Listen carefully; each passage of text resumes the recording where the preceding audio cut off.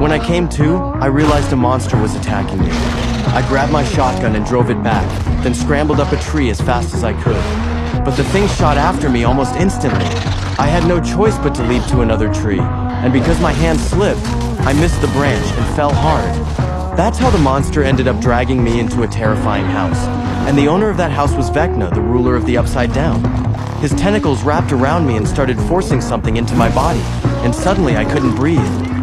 You and I, we are going to do such beautiful things together, William. My name is Will. I was the first kid Vecna ever dragged into the Upside Down.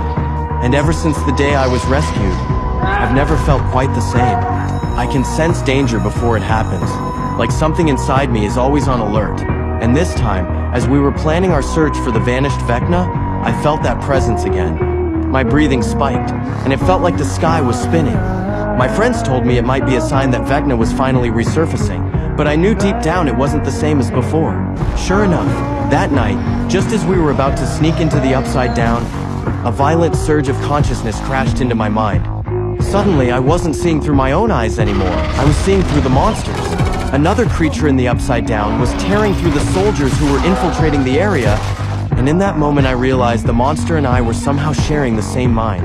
Then I watched through its eyes as it charged toward a house. Right then, my mom shook me awake.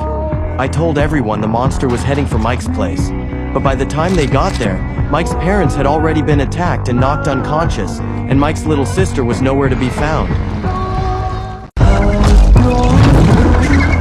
Stay away from my daughter! That night is something I'll never forget. My mom threw herself in harm's way to protect me, but the monster attacked her too, leaving her collapsed on the floor. In the end, I still got taken. My name is Holly. Ever since the big rift incident in Hawkins, my family moved away from town. After that, I kept seeing this very gentlemanly man around. He was always kind to me, and I considered him a friend.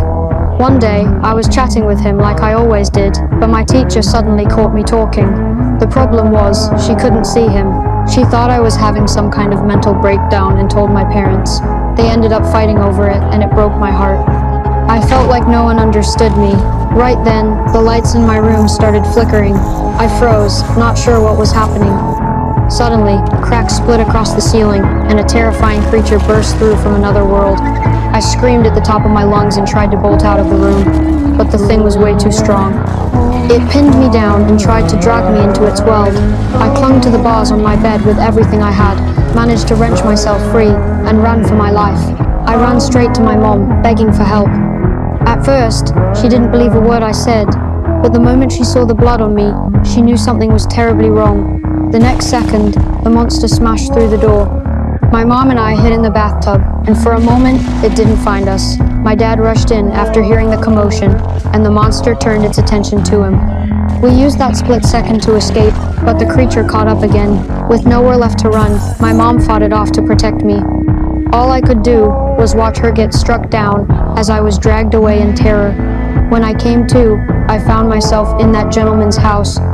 He told me he'd rescued me from the monster and warned me never to leave the house. I trusted him, but I couldn't shake the feeling that someone was watching me. The next day, I got a message from him begging for help. Even though he told me not to go anywhere, I couldn't just sit still. I grabbed whatever I could and left, but when I arrived at the place he mentioned, a complete stranger was waiting for me.